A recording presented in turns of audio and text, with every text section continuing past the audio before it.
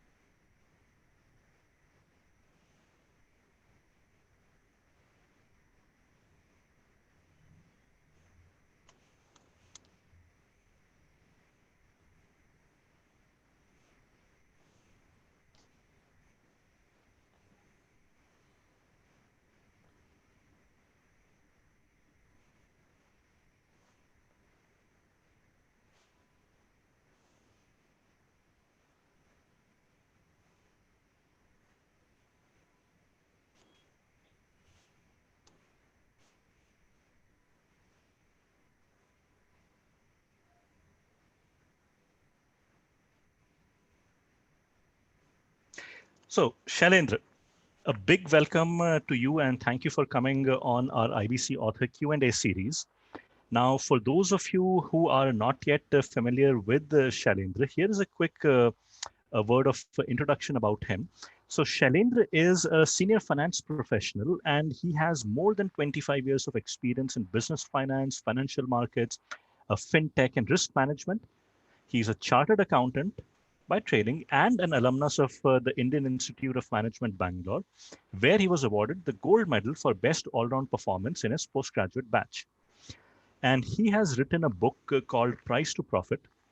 And he says that most entrepreneurs are price takers who accept the price set by the market and generate profits by driving efficiencies and reducing costs. They do not realize the power of pricing, and in case they are aware, do not know which existing strategies they can leverage in their business. So implementing a pricing strategy for a business that is already in existence has its own challenges and complexities. This book explains why pricing is important, how it impacts business growth and profitability, which pricing strategies are being used by businesses, which challenges are faced in implementing business strategies, how to assess your current pricing strategy, and recommends an approach to execute a pricing strategy in your business. So, Shailendra, uh, Yes, my very first question to you would be that uh, we all know pricing. We are all, whether we are part of business, we have a say or influence to some degree in setting the price for the products or services that we sell. And every single day when we go out in the market, when we go online shopping, we compare prices of almost every good and product that we buy. yeah, So when you start off your book, you talk about the fact that pricing is growth plus profitability. So let us start from there. Uh, you know, why are these two important, growth and profitability? Because, and I'll tell you why. See, in the last several years, we have seen big companies become huge and successful without ever running, creating a single paisa of profit. So people have got used to free delivery and free trial and free product and all. Why should people, as who are in business, care about pricing? great question. So I think probably there are two, three questions inside that. So when you're talking of the companies, not bothered about making price, probably you are referring to, Amazons, Flipkarts, and Swiggy's and others of the world, right? So we have to understand that these are different kind of businesses. The stakeholders who are backing those and investing, right? They have very, very deep pockets. So if you look at these kind of companies, they're probably less than 0.5% of the total enterprises, or probably even less than that, right? who can afford to pump in so much money and then wait for 5 years or 10 years to break even. That's one thing. So are we a part of that particular community? Do I have that kind of money to back up, or is then I need to be worried about profitability, right? That's very simple and straightforward answer at the beginning. Second, these companies have different goals. So, for example, they want the largest market share. If you look at Google, also it was not really. It figured out along the way, how do they want to make money, right? Same with Facebook. We started as a sort of implemented in a college, right, just for friends to connect, etc. And then scaled up, invested a lot, and then they figured out how to make money. Of course, they had idea. I'm not saying they were not knowing anything at all, but they are different kind of companies which, and then they have become sort of monopolies. When you talk of online community, it is Facebook, right, or something to post online by way of visual, it is Instagram. So everybody has nicely carved out a position for themselves, and their game is about total dominance. And this is possible only in maybe the tech driven kind of situation. So in technology, it is sort of winner takes all kind of a thing has been possible. But if you look at other businesses, which is, let's say, even Coca-Cola, for example, right? It's a very big business. It's a very dominant business, but probably it's not even 5% of the global, cold drinks and other drinks sale, correct? In spite of being one of the biggest, I have to check that out. But I can assure you, it's not even 5% of the global, right? So while being number one player, they are a very insignificant or a small player. So even Coke is bothered about profitability. So unless you are really going for probably 30, 40, 60, 80% kind of a market share, and your business allows you to do that, then I think you should still be bothered about profitability. And only focusing on growth, there is a limit to how much cash you can pump in. And while we are looking at success stories like Flipkart, Amazon, and few which are still running and having a steam, so to say, there are many which fail by the side, right? I think you can tell many names. So many e-commerce players have shut shop, right? So, and they were not making profit. So while we are looking at these two three guys who are actually sort of garnering market share like crazy, the others have shut shop. Probably, I don't know, there were 20, 30, 100 of them, correct? So that's the reason we need to bother about the profitability while we are growing. Very, very, very true. And you talk about communicating value through price, right? And you take a couple of examples. I think right at the very in the first parts of the book, you use the example of an online site that where you can go and configure your car and you can add options and all that. And there is a default that is shown. And obviously, I as a consumer can change and add or do all of those things. But I was a little fascinated by that. How does one communicate value through price? And I think in those defaults, I sensed there is some reference you're making also to Daniel Kahneman's work on how people perceive and the value. So uh, can you elaborate on that a little bit? Yeah, in fact, it is good you mentioned Daniel Kahneman. I read him probably, I think, a decade back or so, right? And I was very fascinated by the kind of experiments he has done. And on Discovery, they had a serial, I think, Brain Games, which showed those, right? How exactly, those experiments were getting done and implemented. So he has done a lot of research around how the system one and system two works, right? So lot of decisions we take based on our initial perception of what the things are. So I don't remember the exact example you are saying, but I think that default I was talking about in Tesla's case, where if you go to their website, when you look at the car prices, the default price which is shown is net of the the benefits that are there. For example, like reducing the the carbon footprint, right?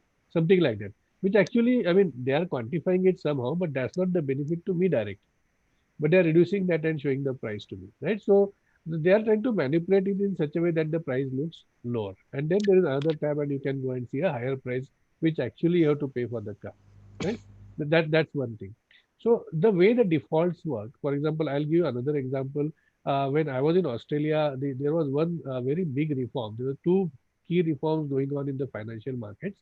That's about 8, 10 years back. One was called Future of Financial Advice, and second was called Stronger Super. Both were around the financial advice and how to protect the savings of the Australians for retirement. More focused on that.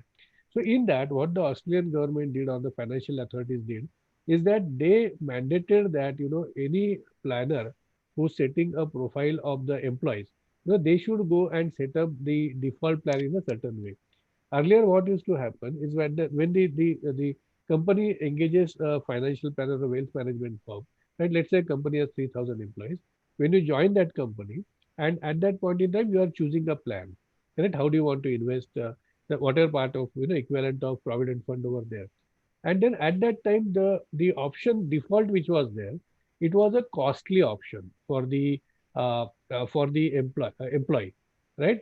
But the way the defaults work is most people don't change the default, right? That's why it is called default, right? It's a given. I mean, most of us live with the default.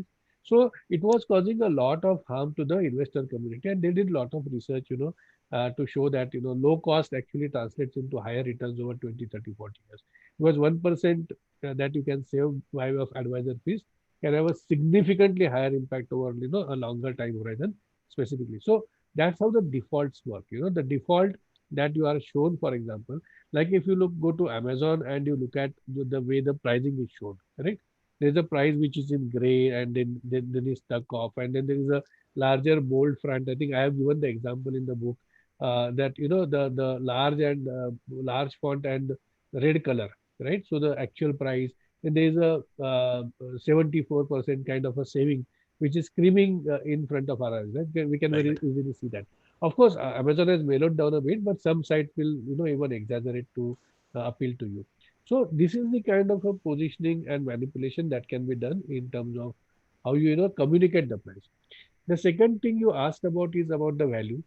Definitely price does convey the value, right? If for example a Mercedes car, for example, it is possible for Mercedes to produce very low value cars, right? I don't know whether probably they might have so much of great engineering that they might compete where Tata Nano failed, right? It is possible. I don't know. I'm just sort of exaggerating a little bit here and there. But they won't get into that segment because their positioning is very clear. Mercedes is supposed to be a premium car. They are bought in relatively low value cars in Indian market, but still it on the premium end, right? I think the lowest model starts around 30, 35 lakhs, something like that. Again, if you look at BMW bikes as an example, right? Somebody who really wants to convey something to others when he is driving that bike will buy that bike. So there's a value that is implicit in there, and they are also conveying it through a price. And value-based pricing is a big thing. I think separately we can talk about that. Or if you want, I can give examples. Correct. So, with that, it makes for a very logical segue. In your book, what I really liked about your book is that you're very, very focused on the aspect of pricing, and you have divided your book into, I think, 14 or 15 chapters, and each one of them is looking at one aspect of pricing. So one of the and we'll talk about one part of it that I'm very fascinated, which is the types of pricing and the advantages and disadvantages of traditional forms of pricing. But coming to this part, I want to talk about you know see if you look at uh, you talked about Mercedes coming, not wanting to come low end. And I think you have a very, very interesting quote that anyone can sell a Mercedes at the price of a Hyundai, but doing the other way is really a challenge. Correct. So in here, my question is that how does one get pricing power then, right? So obviously a Mercedes can charge whatever it does an insane amount of money, because it is able to convince people of the other part of pricing, which is value. Correct. So how does someone who's not a Mercedes or a BMW or one of those luxury car makers, how do they get into communicating and convincing people of value? Right. So value, like beauty is in the eye of the beholder, right? If I feel there is a value somewhere, I feel it.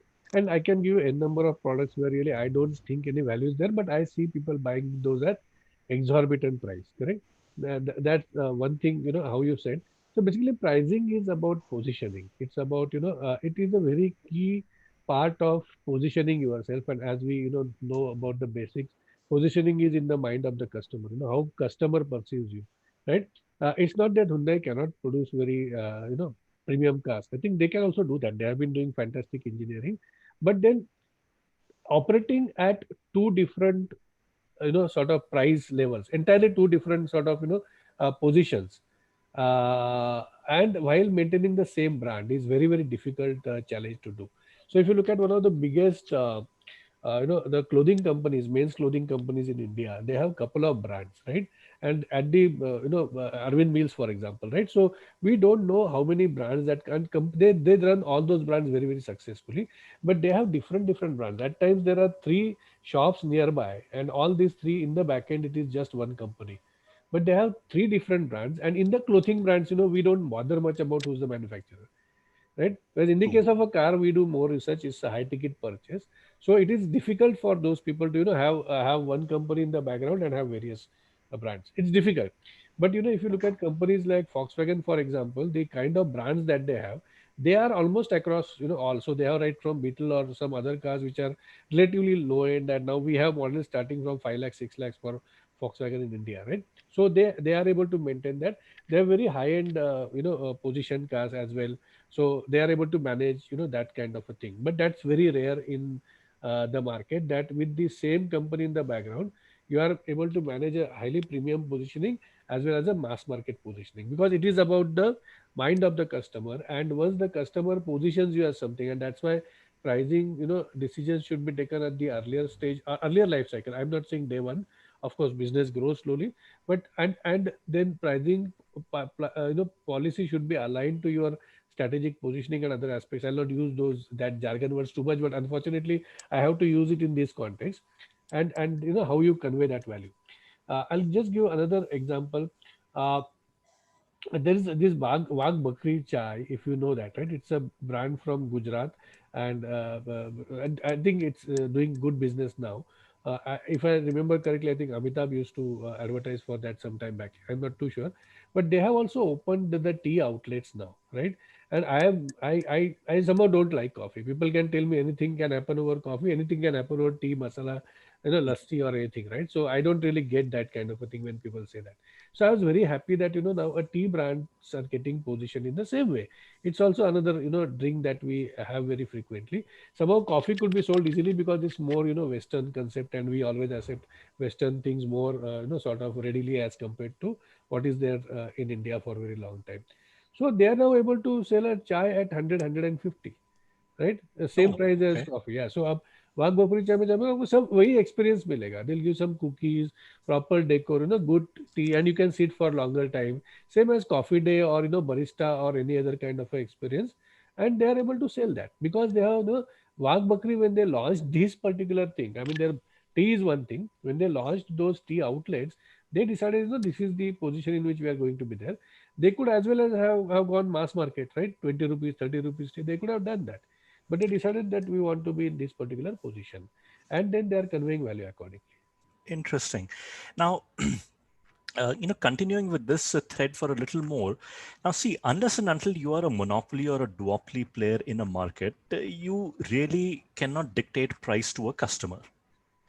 But you also have, this very fascinating another quote from Warren Buffett, who says that if you can raise, I think, if you can raise prices by 10%, Yeah, and not have to worry, then you have you are in a good business. But if you have to pray, then true, you are in trouble.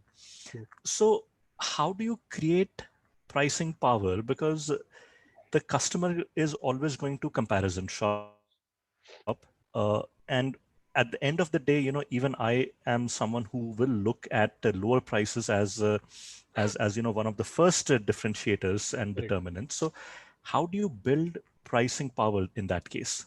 Yeah. So I think, yeah. So just in Warren Buffett's context, he invested in companies like Coca-Cola, looking at the fact that something as mundane as cola, right? Coca-Cola has been able to make a big deal out of it and sell. I am again not able to ever understand why people drink Coca-Cola, but that apart.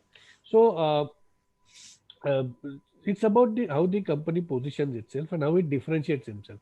See, if you are selling a product which is like a commodity, right, then it is very difficult, because then people will directly compare your product with somebody else, right? Because end of the day it's about value and what you make people perceive about it. So what you have to what is mandatory for you is to create a differentiated product as compared to the competition. You should make it difficult for your customer to compare one for one with the competition. That is very key requirement, because unless you are able to differentiate, as I told you about this Wagh Bakri example, I'm very sure they could have launched mass market outlets. Probably they would have got, I don't know what profitability they're having, probably could have broken even faster, and have had higher sales also, right? Because then it's a mass thing that any of us can consume. So that's a decision to be taken. And I think again, just the same example to repeat that, I think there are so many tea outlets, right? Why should somebody be going and paying 150 Correct. there for a chai? In Starbucks, for example, when Starbucks opened in Pune 2 3 years back, I was surprised. I mean, I used to go to Starbucks in US and London and every place, but I never thought it's such a great deal. I mean, there's no other option there, so I'll go to Starbucks. But here, in Pune, we had long queues in Kothurud, right? Big queues. When McDonald's came here, I think it was year 2000 in Jangli Maharaj Road. There were such huge queues, like people were waiting outside that. So it's about perception. But now today, Starbucks in India, I mean the same. It's a really commodity product, right? What is it different? The brand is different, but they are able to create that perception about value in the minds of the customer. So I don't think just because the product is a mass market product or a commodity product, or you have to, I don't agree that you have to be a monopoly player in order to differentiate the price. And in fact, in many times the monopoly becomes a problem, because if you raise the price too much, people start shouting a lot against that, right? And this is exactly happening and will happen against these tech monopolies as well. People will question why they are charging x amount, y amount, so on and so forth. Interesting. So even for essentially products that are commoditified, it is possible to gain some pricing power, you're saying, if you Absolutely. can create if you can essentially differentiate your product and offering. Absolutely. Look at Raymonds as an example, right? I mean, there's so many shooting shirtings available, correct? I think CRMs is available. There are other brands which are available. It's a very commodity thing. Shirting, shooting, do you have to really go somewhere and look for that, correct? But the way Raymond has altogether positioned itself in the complete man, and the way that they have targeted the wedding segment. Right. And also, interestingly, now that you're talking about it, I just wrote a post about 2 3 months back on LinkedIn on how Raymond is using something called a Daedrot effect, right? uh, What uh, I've done is what? Daedrot effect. Okay, Uh, what is yeah, it? what it talks about is create a very clear positioning, right, and establish yourself in that particular position. What Raymonds has done is it has very clearly differentiated itself as a suitings and shirtings company, right? So if you are thinking of a marriage suit or something special, you go to Raymonds, right, in that category, right? Of course, Reed and Taylor, etc. have come. I don't know how well they are competing with Raymonds, but it's very difficult for anybody to think of even competing with Raymonds. And then what they are doing is they are getting the customer there, and then they are selling many other products. They are selling handkerchiefs, socks, ties, right? Everything they are selling now, right? They are selling many products. They are selling t-shirts. So they are selling casual shirts, right, which are not really office shirts. But still, if you look at their advertisement, the positioning is always, if you are a high flying executive, you should, or if it's an important occasion like marriage, you should wear Raymonds. That is what they do to pull people in, and then they sell premium products over there, right? Their belts are costing like 1200 bucks and so, and probably same one you can get outside for 3 400 bucks. And I'm not doing a really exact comparison, I'm not so scientific about it. Wallets you can buy there for 600 800. Now, have you ever seen anyone advertising about wallets, belts, socks, right, handkerchiefs? No, but they're able to sell that once you get the customer in the place. And that they've achieved by creating a very niche, premium, and really a position that others find it very difficult to compete with. Interesting. This is This clothing is a commodity market, believe me. I mean, I really don't know, but I of still go to course. Raymond, right? So that's what they've done. So This is fascinating. I had not thought about it that way, that by creating this very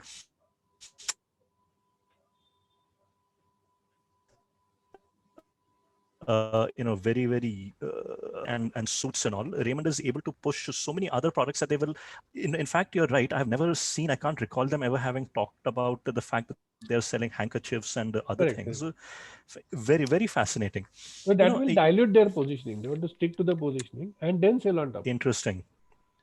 So you talk about one of the three fundamentals of a business. So you have to have a product, which means you have to have some amount of a skill set inventing something that is unique and which you think gives delivers value. The second thing you talk about is salesmanship. If you have a product and if no one buys it, it's of no use, right? So you say that you have to be Absolutely. able to sell it.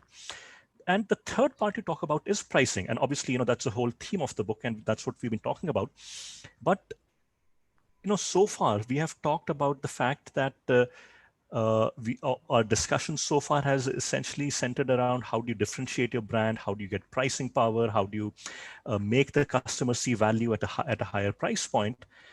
But I wanted to tell us a little bit about the converse part of it, and you use an example of Chinese vehicle manufacturers that entered the Australian car market, and they were priced, somewhat cheaper than the other cars available, and everyone expected them in a period of 5 to 10 years to get up to a 10% or a greater market share. But you write that after many years, their entire market share was hovering at about 1%. Yes.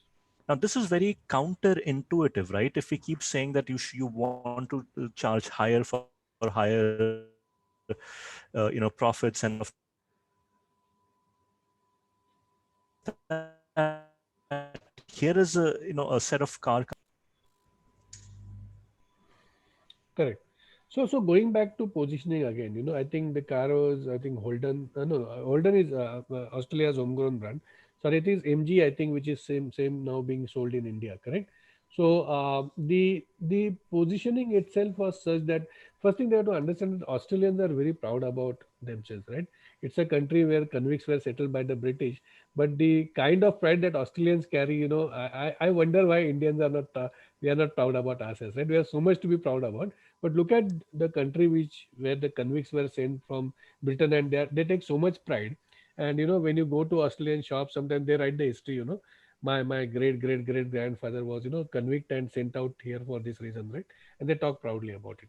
So I think the country which has this kind of a pride will find it difficult to buy a car and display on the road to their neighbors and other communities, saying that okay, we are buying a car because it is cheaper, right? So second, there's a perception about Chinese goods, and I think China has not been able to wash it out completely, right? I don't know, post COVID, I mean that's other tangent altogether, but that perception of sort of relatively cheap products, right? Cheap, not low cost products, has not gone out.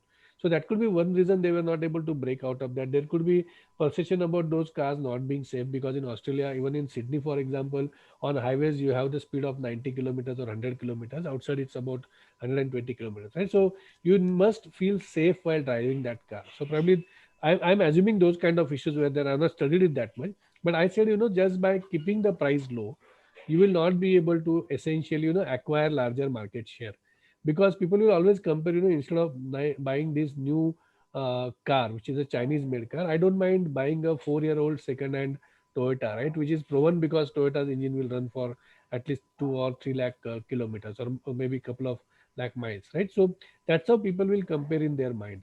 So having only lower price is not a guarantee that you will gain larger market share, and you will be able to achieve profitability in the end. That's why one has to be cautious. Probably they were to price it right, they could have probably sold more. It's a similar thing, I think. I read a couple of case studies on why Nano failed, right? So they said that it was priced so cheap that people didn't feel that, though they didn't want their neighbors and community to see my family car, and which was priced so low, almost as low as an auto rickshaw, right? That's where some kind of they didn't understand that pride element that is there in the society about owning a car, right? At least in India and maybe in few other countries.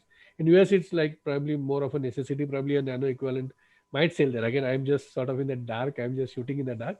But in India, it's about pride, right? When the car comes to your house, you take a photograph with that correct. and everything. So probably Nano didn't understand that. So same thing with, so cheaper Interesting. doesn't essentially mean you will So get, and pricing higher doesn't essentially mean that you will not be able to differentiate and sell.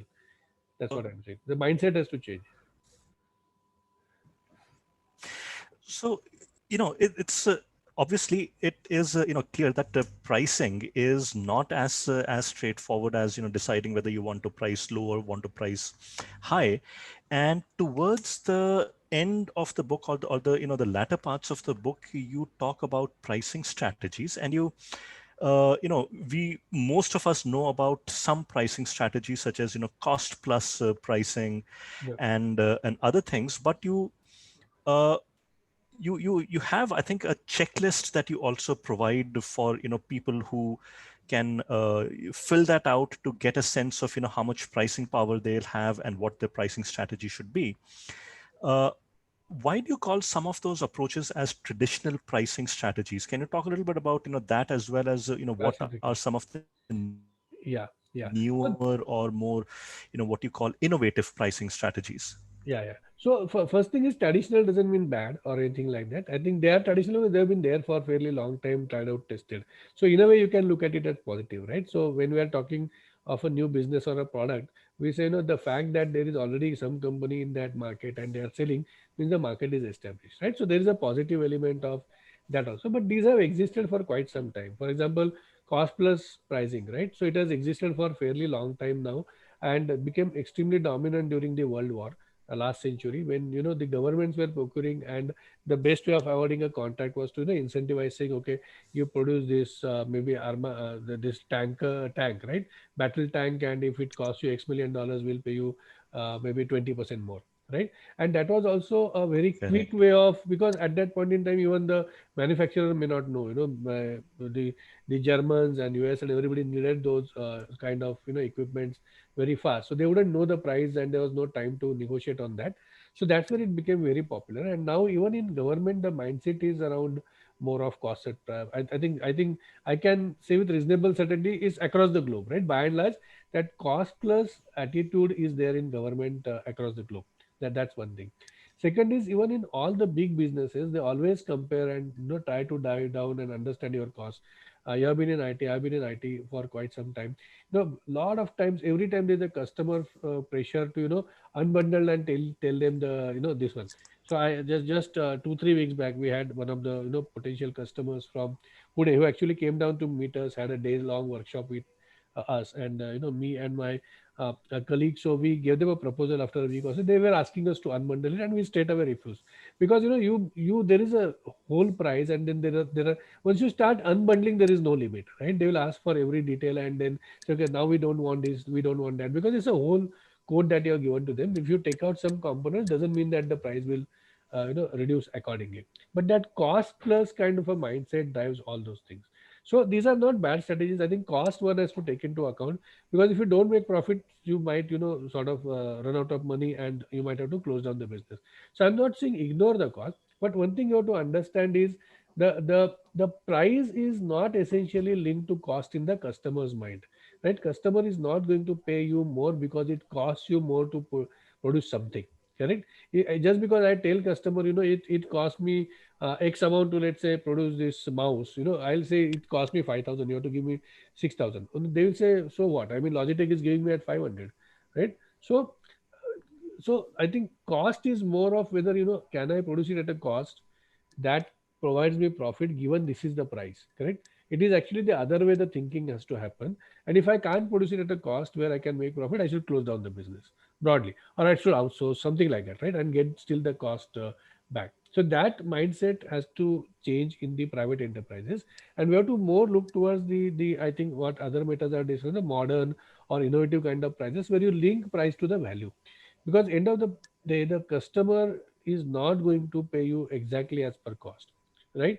They are going to pay based on the value that they get out of it. And again, going too many examples we can give again, I think Wag Bakri chai, or even barista, or whatever, coffee day, or even Starbucks, right? People are willing to pay because that is the value that they feel they get.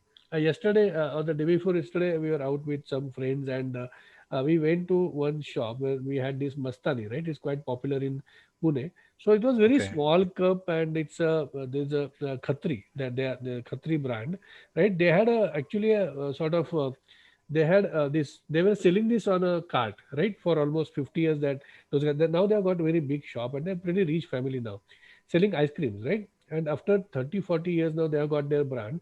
and they are selling it at probably three times the price that others are selling. Right? It's such a small glass, and they are charging 100 bucks for that. Correct? Because now they have got that kind of a positioning. People know now the Khatri ice cream or Mastani means I'm going to get a great quality kind of a stuff. Right? So once it is there, then you are able to do that. So you have to differentiate the product. You have to look at the value that the customers are getting, and you have to charge accordingly. Traditional doesn't mean anything wrong, but cost should be more looked at from the point of view of, given this price, what is the cost at which I must produce in order to make profit, not the other way around. Simply because you Hmm. have got that cost, no, people are not going to pay for that. Probably you should not do that business if you can't produce. And that's exactly what happened with a lot of Indian manufacturers initially when China started, dumping their products here using something called a marginal pricing approach, right? Just to recover their fixed cost, they will dump in countries like India at a lower cost and sell at a higher price in the US and make profit over there. Interesting. So, you know, let me now say that you obviously have had a lot of experience in industry. Then you wrote this book, and now you have your own firm, right? Where you give advice and consult for companies. How have you been able to, or can you tell me a little bit about how you have, bridged the gap between, what is there in the book and when theory meets practice? Yeah, very. See, so first thing I must say, it's very challenging, right? So as I think I mentioned it in the book, is implementing right pricing strategy is extremely challenging. First, we have to understand, right? Just because I've written a book, I'll not say it's very easy and you can do it, right? It's very challenging job. It takes a lot of time to experiment and implement. And for example, if I, let's say, a customer comes to me and I tell him 1 lakh rupees for the engagement, right? There's a chance he will say no, right? Simply, and I have to be willing to take that chance. One thing. Second, I have to be able to, I have given those examples also. I have to be able to create different kind of, versions of the product. X I'll charge you 1 lakh, and Y I will charge you 70,000, and maybe if you just want Z, that's just 25,000, right? So I'm now able to create that and convince the customer that this is the high value and premium product, but other two choices are available to you, so you decide, right?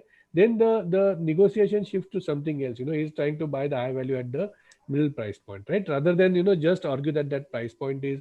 And that is where the things like the anchoring and others that Kahneman has experimented a lot about, those come into picture, right? I also explained about this popcorn pricing strategy in the multiplexes, right? Typically, so a very large bowl, etc. So if you read through that, so we do use some part of it. For example, for my workshops, I hope people will not look at it that way now. I typically have a price. Let's say if it is 25,000, then there's a early bird discount, there's a group discount, right? So these kind of things are there, which basically help people buy at a lower price, and but there is already a higher anchor set in their mind. So I do use it partly, not that it's successful at first chance or every time successful, but I constantly try doing that. Second, if you look at the way the book is priced, there's a hardcover edition, there's a paperback, and there's Kindle, of course, right? So that's again one way of saying setting multiple layers of pricing. In my one of the ventures where we have called Skill Edge, where we are basically making the graduates job ready, day one job ready, right? So there we are now launching 2 3 courses where the our students who are basically MBA and PGDM freshers or engineers, they will pay only if they get the job of a particular salary, maybe 6 lakh rupee job. If they get that, then only they pay us, right? So it's a reverse kind of a pricing strategy where they are not paying us anything at all, right? So we're trying to use it in Interesting. different ways. And unless they get, let's say they get a job of 5 lakhs, they'll not pay us anything, right? So all 4 months of our investment is, for us it is yielding zero, right? But he still gets a job, but he doesn't get a 6 lakh rupee job. He doesn't pay us anything, right? So we are turning the pricing around in this way. And of course, we are trying to use it because it conveys the value to the customer end of the day. What we are trying to do, and when we are, for example, setting this kind of a reverse, sort of inverted kind of a pricing strategy, where they pay us only if success based kind of a strategy, which also I have covered that in the book. Depending on the success the customer can pay you, then in that case obviously you can charge him higher amount. If I was going to charge them 1 lakh rupees for this course, probably I can charge them 1.5 lakh or 2 lakh rupees, because they pay only if we find them that kind of a job, right? And then people are willing to pay you because it is results based, right? So we are trying to use it as much as possible. Let's see. And it's not like it's all the way success. A lot of experimentation required, a lot of data required, and then most of my ventures are in nascent stage.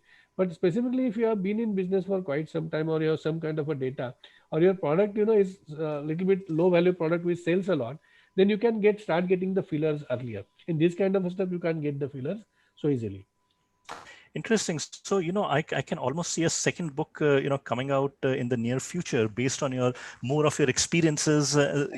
I'll be looking forward to that.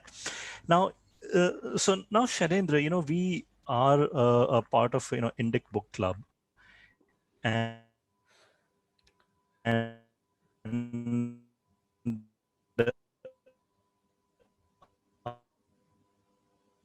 among the things we do, we also want to, I'm fascinated by two questions there. The first one is right at the very beginning of the book, you said this is your fourth book, but it is your first published book. So you obviously, you say that you started three books, but you couldn't finish them. Yeah. Uh, Firstly, how did you manage to finish this one? Because if you have not finished three books, fourth book becomes more likely that you'll not finish it.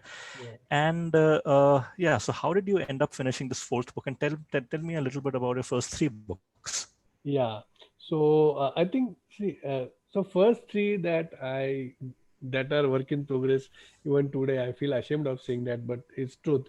Is they are fictions, right? So, and they are based on my all are based generally on the context of my financial services, technology, that kind of a background. Most of that, somebody working on developing cryptocurrency, for example, right? And then somewhere somebody is in the private equity field, and some kind of deal where mafia money is involved, so on and so forth, right? So these are fictions. I find it very challenging to write fiction, correct? So that is where probably they have been stuck. And then I didn't follow advice given by a lot of my friends and other people who have the experience in that, first draft, don't worry too much. The inability to write a really really bad first draft is what I'll say, is responsible for this. Be willing to just write trash, right? And then keep improving, because I think by and large, again, I'm getting convinced fiction has to be written like that, right? Because it keeps changing. By the time you write a whole sketch, and maybe 10 pages you write, what are those 20 chapters. By the time you are into the third chapter, everything starts changing, correct? Because it's fiction, you're also imagining it. That's where I got stuck. I didn't follow the advice of that vomit draft or whatever it is called, bad word to use, but just write the first one, right? So that's where I'm stuck. So I think I have to get out of that mentality of trying to be writing the best novel at the first this one, right? That I have to get out of that. This one came more easily because it's a non-fiction, right? So, and it's in an area which I understand very well. For me, it was just a matter of committing. And my coach, I had a coach for writing this book actually, who basically is a publisher. So Penman Books, if you look at them, so my friend Kailash, he guided me on that, and he made me commit on LinkedIn and Facebook to hundreds of people. That was one thing we did very bad, and and I was like, I was forced to write it in a way. Then I took like 45 days, and almost, it was really, really backbreaking, right? Right from morning 6, 7, 8 in the to 10 o'clock in the night. And almost in 45 days, I finished it. I knew there is no other way I'm going to do this. Such a concentrated and sort of highly focused 45 days, then I could finish this. And I think I took maybe 7-10 days for revision and so on and so forth, but it was done. But it is a non-fiction which I find much easier to write. So that's why I have another non-fiction in my mind, but I've been postponing that because I wanted to finish the fictions, which feels very bad, three books and all that. So you started and then you haven't finished that. But again, now I'm veering back to, if I'm not finishing those, should I write the second one, right? The other one, which is fully sketched out, if I really put 2 months of effort, is done, right? So my struggle is with writing fiction basically, and that's why those three are in incomplete stage. And because it keeps evolving. There's no end to the kind of imagination. It keeps running wild. I don't know where to check it. That is so true. Perhaps we need to make you commit publicly to, I think, finishing your fiction book Oh also. no, I have committed, and 31st March is the date, and it's not going to happen. I did commit. Well, Yeah, I think yeah, we can very get bad. some of our Indic community to push and pressurize you into finishing that book by the 31st of March. Uh, so, uh, I want to ask maybe one more question, which is now you said you committed yourself to a 40-45 day writing session and you wrote it. Any advice to people who are writing nonfiction? And I'm sure there are a lot of people who have a lot of insights and knowledge that they want to share, but they're not sure whether a full length book is the right way to go. What is your advice to them? I lost you partly. I mean, I couldn't hear you towards the end. Oh, I'm sorry. I'll repeat my question. So, for people who want to write a nonfiction book, they may have a lot of knowledge and insights to share, but they're not sure whether a full length book is the right way to go. What is your advice to them? Yeah. So I think yes. So the meat has to be there. You can't just write a book and make it like 45, 50,000 words, for example, right? If the meat is not there, I think so. There is a very clear approach to writing a non-fiction book, right? A very, very clear approach. You know how to do it step by step. That is possible. In the fiction, it is. I'm not able to implement that. Probably the same approach can be done in fiction, and I tried that, but I haven't been able to get through. The very step by step approach that is possible, and if you are generally disciplined, not extremely highly disciplined also, generally disciplined and willing to commit, I think you should be able to write. Now whether that will convert into a full-fledged book, I'm not really sure about it, but I think non-fiction books have been written which are 100 pages, 50 pages, 200, 300, 500 pages, so that's not a challenge really, right? So if you think that this particular subject you can do justice to it in 150 or maybe 100 pages, etc., I think go ahead and do that nonetheless, correct? But there is a way of doing it. I'll just describe it in bits and pieces. Clearly identify your audience, right? Who are you talking to? For example, for me it is entrepreneurs by and large, right? And some amount of corporate executives. And then the second thing is write the first case, or what are the first topics, how you are going to divide the book, for example, introduction. Then I spoke about what is pricing, why is it important, and it's fairly logical actually, right? And then third thing is write down the in each chapter, write down the questions that you as a leader would like to be answered, right? So when I am writing about pricing as a leader, I will have some of the questions, right? What exactly is pricing? Why is it important? Correct? How does it work? Right? Is it a art? Is it a science? Right? So those questions come to my mind as a reader. So then I go and write those questions and I answer it. Correct? And first draft you do like this. Even let's say pricing strategies, right? So I'll just write down what are the different prices. I just first wrote down some 40 pricing strategies, and then the idea to classify them came in my mind. Right? Then traditional etc. evolved. Then I thought let me develop a checklist. So this is it is possible to do in a fairly methodical way, because you are the subject matter expert, right, on a topic that you are totally comfortable with. Because I have done workshops on pricing, I advise people on pricing, so I'm very comfortable with the topic, right? I have read at least 10 books on pricing, right? So you should read in that area, definitely. I'm not saying all this is my innovation or something, nothing like that, correct? I read authors who write, like Kahneman, for example. He has written about pricing, at least quite a few experiments he has written, right? And there are people like Bouter and others who have written actually very good books on pricing. Read that as well, and then in your own way structure and present it. It is possible to do that, and it's relatively straightforward as compared to a fiction, but that is my experience. I know you wrote a fiction first, so maybe your point of view could be different, right? So but that's just my experience. Right now, what you say makes a whole lot of sense, right? Right. So you've said read a lot on the subject, write Absolutely. what you know best, uh, do ask the questions that a reader would want to know, questions that a reader would want advice. Yeah. So, Shailendra, before we, so first of all, thank you so much for coming on the Indic Book Club Author Q&A. And your book, Price to Profit, Grow Your Business Profitably, is, very, very logically, methodically organized book, of a lot of good, useful information in it, Thanks. and a lot of examples and quotes from business leaders that resonate a lot.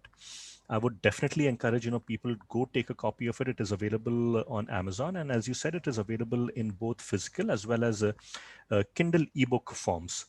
So in closing, any comments, any final words? Yeah, I think again, I mean, I know the goal of Indic Book Club is to encourage people to write, right? So that's one. Obviously, I think more around Indic topics. I'm not really an expert in those areas, so I'm not thinking of that. But I think yes, take inspiration from others. They say there is a book inside everyone, right? So I didn't know. I thought this is just some GAN somewhere, but when I wrote it, I found it to be true. So I think yeah, go ahead and write a book. Don't think of who will read it, right? If it's a good book, some people will read it and you will get the satisfaction of having done really something concrete. I mean, for me this is really something very very concrete, and now this can translate into a lot of intangible benefits also, right? So there is a intangible benefit to that because you establish your credibility if you're writing about a topic, let's say pricing or let's say finance or anything like that. So it establishes your credibility. You become much more confident articulating that topic. You research for writing that book, right? So a lot of intangible benefits are there around that. So don't think too much. If you think that really it is worth writing a book, go ahead and write it. Don't spend too much time thinking. At best what you will do is maybe 3 4 months you will do some hard work on something, and maybe you will think that it is not worth it, which is okay. I mean, it's rather than constantly thinking about will I do it or not. And again, when I'm saying this, I'm telling this to myself as well, trying to convince myself, go ahead and finish True. that fiction. But that which I'm finding challenging. Yeah. No, very, very sensible, practical advice, Shailendra. So thank you again for coming to the Indic Book Club Q&A. And so thank you, Shailendra. Thanks a lot. Thanks for inviting me. Thank you. Thanks, Bye. everyone. Good night. Bye.